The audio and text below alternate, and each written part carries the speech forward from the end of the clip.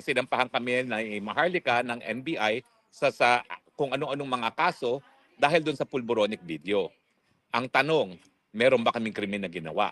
Walang unang-unang simula dyan sa ating diskurso ay ang pagpo-post ng video ng pulboronic video. Yan po ay kabahagi ng malayang pananalita. Bagamat hindi po yan mga salita, yung video mismo po ay kabahagi ng malayang pananalita. So meron pong presumption na lahat po ng kaso na isasampa na nanunupil sa malayang pananalita, yan po ang presumption ay labag sa ating saligang batas dahil yan ay labag sa ating Bill of Rights. O nga pala po, nandito ako sa downtown Eman. No? So, nagkakape-kape, mag-ice cream, at mag-grocery maya-maya. Pero anyway, ang kinasuhan nila sa akin ay incitement to sedition. Ano ba yung incitement to sedition? Well, meron pong mga pananalita at ang intensyon ay para yung mga nakakarinig ay gumawa ng acts of sedition. Ano ba yung acts of sedition na yan? Tatlo po yan. Una-una, yung para magalit sa gobyerno. Pangalawa, yung para pigilan ang mga gawain ng gobyerno. At pangatlo, yung intensyon na magkaroon ng pagkakagulo sa lipunan. Ano ba ang nangyari doon sa pulboronic video? Meron ba akong ginawa doon para magalit ang tao kahit kanino? Well, sa tingin ko hindi. Kasi hindi naman namin intensyon na galitin ng tao. Ang intensyon namin ay dapat, yan ay isang tanong. Yung pagpapakita ng video ay isang tanong. Ikaw ba, Mr. President, ikaw ba ay nasa tamang pag-iisip? Dahil kung hindi ka nasa tamang pag-iisip, paano ka makapagbibigay ng solusyon sa problema ng bayan? So in other words, yung aming pagpapakita ng video ay isang tanong. Nasa sapat ka bang pag-iisip para ikaw ay manungkulan? In fact, ito po ay ang tinatawag na covered by privilege. Bakit? Kasi siya po ay nanunungkulan sa gobyerno. At siya ay merong kapangyarihan bilang Commander-in-Chief para magdeklara ng gera, para magdeklara ng mga price controls, para mag-appoint. Pero kung ang pag-iisip mo ay hindi nasa tamang pag-iisip, dahil ikaw ay nasa impluwensya ng droga, paano mo magagampan ang iyong mga katungkulan? Napakadami na pong kaso na sabi ng Korte Suprema, kung ito ay pagpupula sa taong gobyerno, dapat wag balat sibuyas. At ito ay hindi magiging krimen ng libel, lalong-lalo na kung ito ay may kinalaman sa kanyang katungkulan. Ang tanong, ang pagiging bangag ba may kinalaman niya sa pagiging presidente? Abay, syempre, dahil kung ikaw ay nasa posisyon ng presidente, pinakamataas na posisyon sa ating bayan, yung pinakamataas sa sangay ng gobyerno na nagpapatupad ng batas, unang-una, yung paggamit ng droga, yan po ay illegal. Yan po ay labag sa batas. So paano mo mapapatupad ang batas kung yan ay ikaw mismo ay lalabag? Pangalawa, yun nga po, yung kinakailangan nasa tamang pag-iisip, meron kang tamang judgment. So sa amin, hindi para magalit kay Presidente yung aming intention dyan. Kung hindi, kinakailangan sagutin ni Presidente, ikaw ba ay lumalabag sa batas? Ikaw ba ay nasa tamang pag-iisip? Now, siyempre, yung dalawa pang klase ng sedition, yung pagpigil sa trabaho ng gobyerno, wala naman kaming ganung ginawa, no? Dahil ang gusto nga namin is mapatupad yung trabaho ng presidente na pinapatupad ang ating batas, kasama na yung ating mga batas laban sa paggamit ng droga, no? At hindi na siya mismo ang gagamit ng droga, no? Now, intention din naman ba namin magkagulo? Ay hindi po. Dahil ang intensyon namin talaga ay sitahin ang mga taong gobyerno at siguraduhin na sila ay nasa tamang pag-iisip para magawa ang kanilang trabaho. So ibig sabihin, dahil ito po ay isang tanong at sabihin na natin pagpupula sa kanyang kahinaan ng kanyang personalidad at ng kanyang pagkatao, sinisiguro namin na ang pinakamataas na posisyon sa ating bansa ay dapat nasa sapat na pag-iisip para gampanan ang kanyang trabaho. Kaya sa tingin ko, walang intent to commit sedition. Okay. Now, bukod pa dyan, yun na nga yun, sinabi ko, no? Ito po ay tinatawag na privilege communication. Bakit privilege? Kasi nga po, ito ay pula. Ito ay isang tanong sa taong gobyerno na dapat sagutin.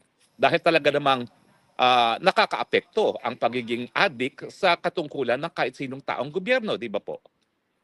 Kung ang mga ordinary addict, hindi natin pinapapasok sa ordinaryong mga trabaho. For instance, kinakailangan ko magiging security guard, ikaw ay magiging police, dapat meron kang drug test. Hindi ka po pwedeng magmaneho kapag positive sa drugs, magiging presidente pa. Tapos sasabihin nila, sedition daw yan. Kalokohan naman yan. Now, Dahil sinasabi na nga natin na constitutionally protected speech yan, anong dapat gawin ng gobyerno? Well, ang dapat na gawin ng gobyerno, tanungin ang presidente. Ikaw ba yan? Hanggang ngayon, di nga sumasagot ang presidente kung siya yung nasa video eh. Pangalawa, nasa tama ka bang pag-iisip? O bakit hindi ka magpa-hair follicle test? Sinasabi nila na kami daw ang merong burden na patunayan na gumagamit siya. Hindi po. Kasi nga, nandyan yung video na yan, kinakailangan addressin ng presidente. Nagkaroon na po ng reversal of burden of evidence and burden of proof. Kinakailangan siya magsabi na peke yaang video na yan. Ano bang ginawa namin? Anong ginawa ko bago ko pinakita yung video na yan? Meron po kasing program sa internet mismo na makakapag-determine kung yan ay deepfake. So bago ko po ginamit yan, bagamat nakita ko na yan sa page ni Maharlika, ipinasok ko po yan sa program na yan. At matapos na ipinasok sa program, ang lumabas na conclusion ay hindi siya deepfake. In fact, pinakita ko po ito sa New York. Nag-step by step kami, in-enlarge ko yung projector at pinakita ko na ang labas doon sa computer program na yan ay it is not deep AI or it's not deepfake. So in other words, ako mismo po, even for purposes of libel, although hindi naman libel to dahil lang dapat magdemanda ng libel si Marcos Jr. mismo, kaya lang duwag, ayaw magdemanda ng libel. Alam mo, hinahamon ko siya, mag-file siya ng libel para magkita kami sa hukuman at nang mapilit ko siya mag-undergo ng hair follicle test.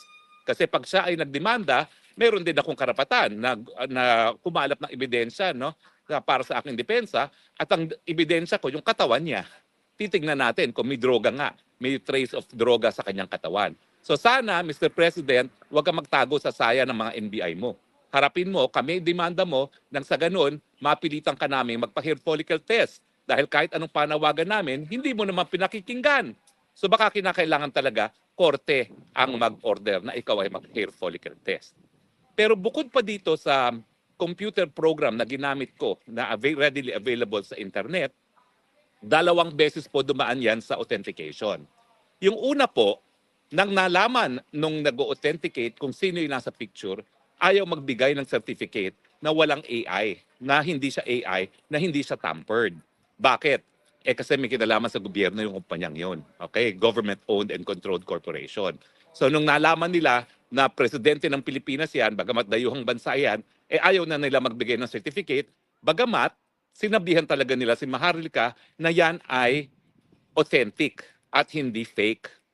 Anong ibig sabihin yon? Ibig sabihin yon, even si Maharlika, gumawa ng mga hakbang para masiguro na hindi siya deepfake. Dahil kapag hindi siya gumawa ng hakbang na ganyan at hindi siya nag-ingat, pwede siyang madali ng libel. Pero ito, kung a-apply natin yung New York Times versus Sullivan test, walang willful na pagsisinungaling, no? Dahil she went out of her way, unang-una, para gumamit ng program kung malaman na deepfake yan, at pangalawa, pumunta pa sa kumpanya na to make sure na authentic yan. Kaya lang, yung unang kumpanya, hindi nga nagbigay ng written report. Meron ngayon siyang hinanap na eksperto na taga LA mismo, taga Hollywood mismo. Alam naman natin ang Hollywood, yan ang kapital ng film industry ng Amerika.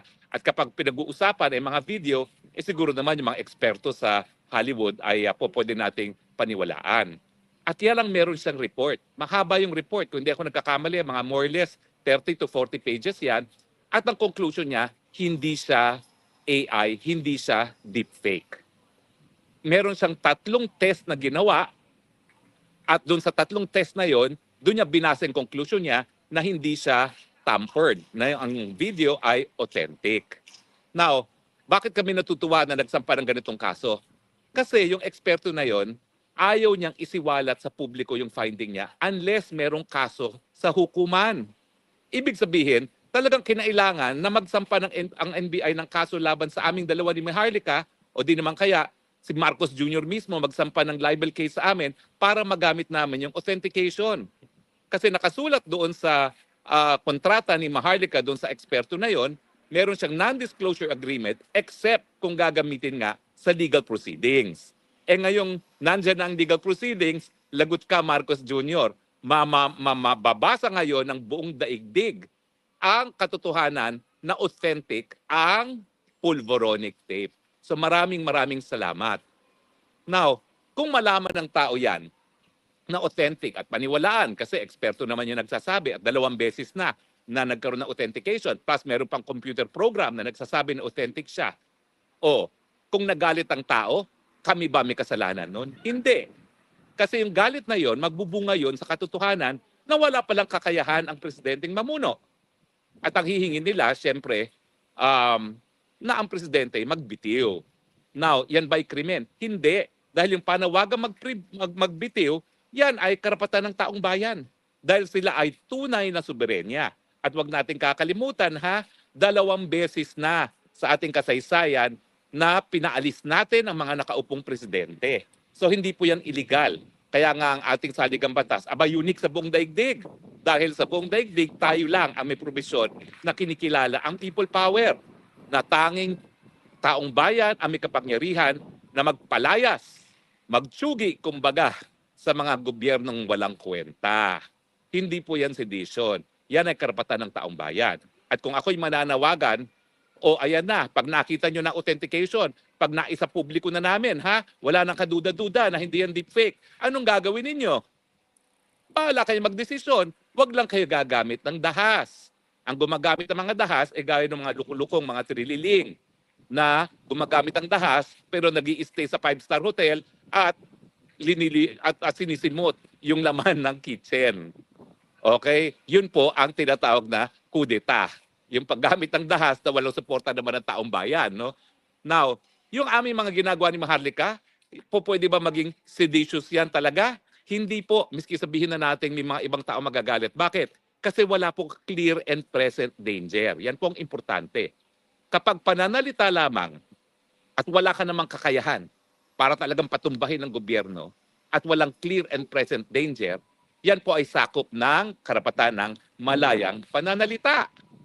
So makikita po talaga natin, talagang binigyan lang kami ng pagkakataon ni Director Santiago na mapakita, masiwalat sa buong bayan yung authenticity ng pulboronic video.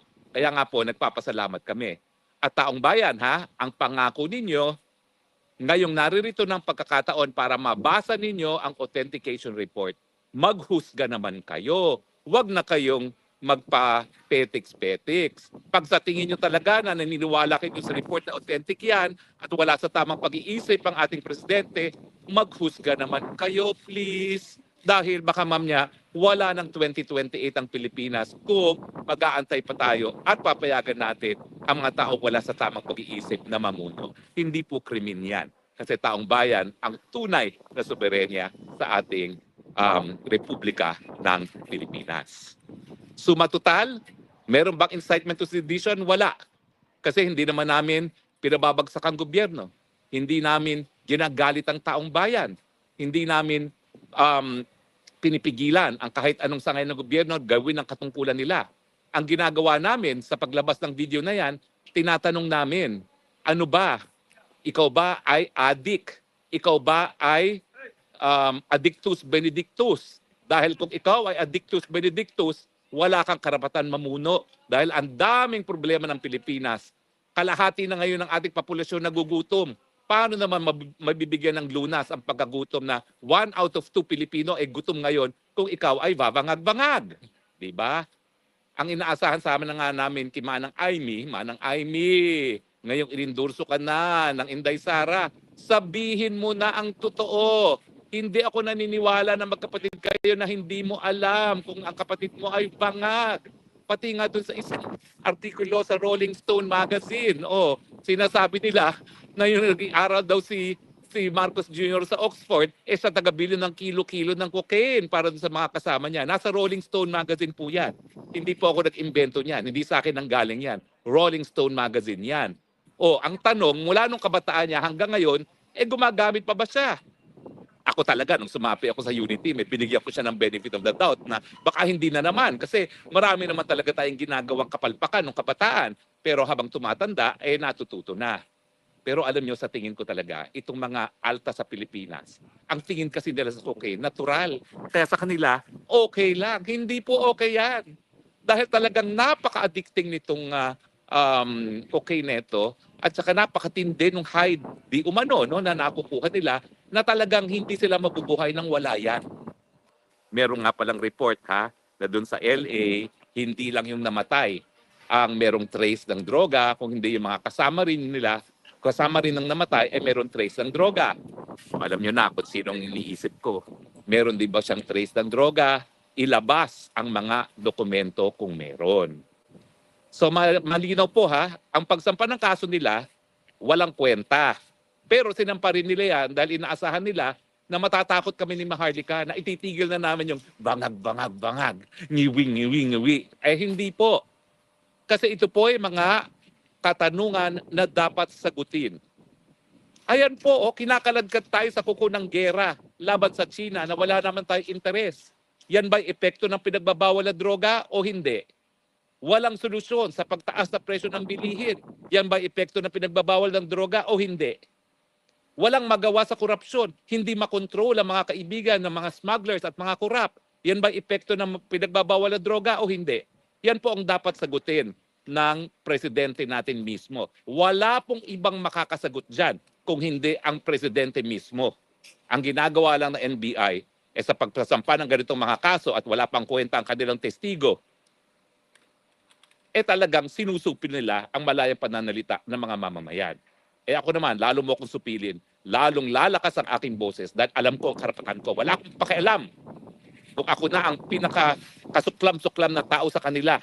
Basta ako, may karapatan ako magsalita, lalong-lalo na kung ito'y tungkol sa pamamahala ng gobyerno ko dahil nakasalalay ang buhay ko dito sa kapalaran ng ating bayan. Ako po'y nasa abroad. Ilang beses na po ako nag-abroad. 2 beses po ako nag-aral. College at saka postgraduate. America at England. Sa parehong pagkakataon po pwede po ako nanatili na dahil ang aking mga kapatid, lahat po kami pinag-aral ng lolo ko abroad sa Amerika. Pero ako lang po ang bumalik sa Pilipinas. Bakit? Dahil mahal na mahal ko po ang Pilipinas. At hindi ko maatim ng Pilipinas ngayon, kalahati nagugutom dahil lamang walang sapat na kakayahan na magbigay ng solusyon ang ating presidente. Hindi po krimen yan. Palpak po ang ating presidente. At kaya nga po ang aking panawagan, pag-aralan mabuti, sisantihin po natin yan dahil nasa kapangyarihan ng taong bayan magsisante ng mga opisyalis na hindi tumutupad sa kanilang mga katungkulan. Yung 20 pesos na bigas, paano naman natin talagang huhusgahan ang mga kandidato kung hindi doon sa kanilang mga ginawang pangako ng eleksyon? Doon pa lang sa 20 pesos ng bigas.